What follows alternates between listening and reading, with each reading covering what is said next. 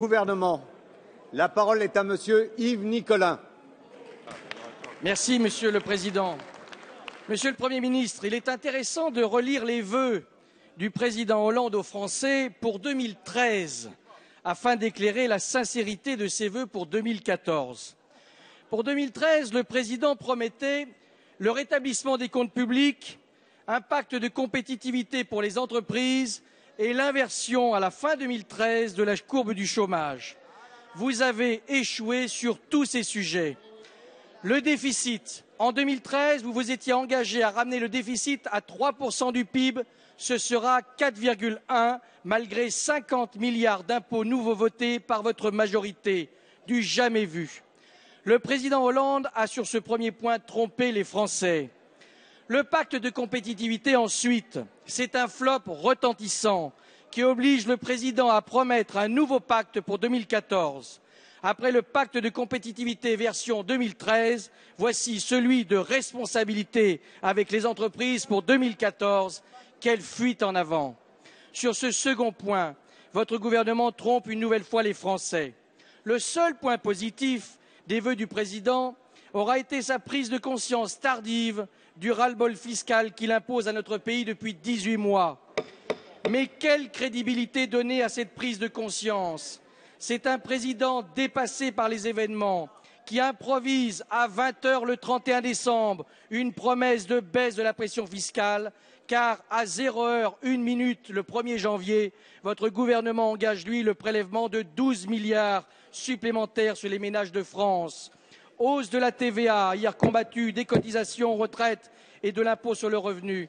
Quant à l'inversion de la courbe du chômage, vous vous êtes enversé dans une promesse dont vous ne sortirez qu'en niant la réalité que les Français constatent malheureusement chaque jour dans leur famille.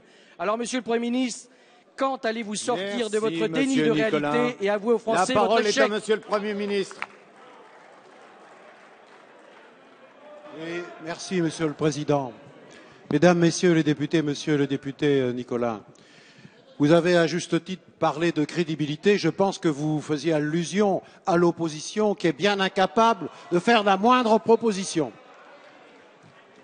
Si, c'est vrai, Monsieur Copé a annoncé il y a quelque temps, pour permettre d'améliorer la situation de notre pays, une baisse des dépenses publiques de 130 milliards. 130 milliards, sans jamais nous dire exactement de quoi il s'agissait, comme s'il y avait une méthode miracle pour baisser la dépense publique. Mais nous ne nous contentons pas de paroles, Monsieur Nicolin. Nous agissons.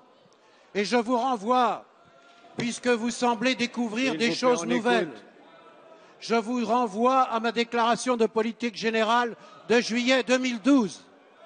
Et j'avais sans complaisance dressé un tableau de la situation dont alors nous héritions, c'est-à-dire une France endettée, un déficit public considérable, mais aussi des services publics laissés en jachère, des réformes jamais engagées et des inégalités qui n'avaient cessé de croître et la perte d'influence politique de la France. C'est la situation que nous avons trouvée. L'engagement que j'avais exprimé, c'était celui du redressement de la France. Ce redressement, il est en marche. Le président de la République n'a rien dit autre chose le 31 décembre. Ce redressement, il faut l'amplifier, il faut l'accélérer, c'est-à-dire réduire notre déficit, réduire la dépense publique pour retrouver des marges de manœuvre, pour investir dans l'investissement d'avenir, investir dans l'éducation, investir dans la formation, mais en même temps aussi continuer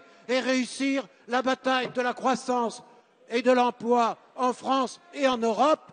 C'est ce chantier qui conduit à proposer aux acteurs économiques et sociaux un nouveau pacte, un pacte d'avenir, un pacte de responsabilité. La semaine prochaine, le président de la République dira aux Français son ambition, dira sa méthode, mais c'est l'enjeu de l'avenir de la France qui est là aujourd'hui en cause.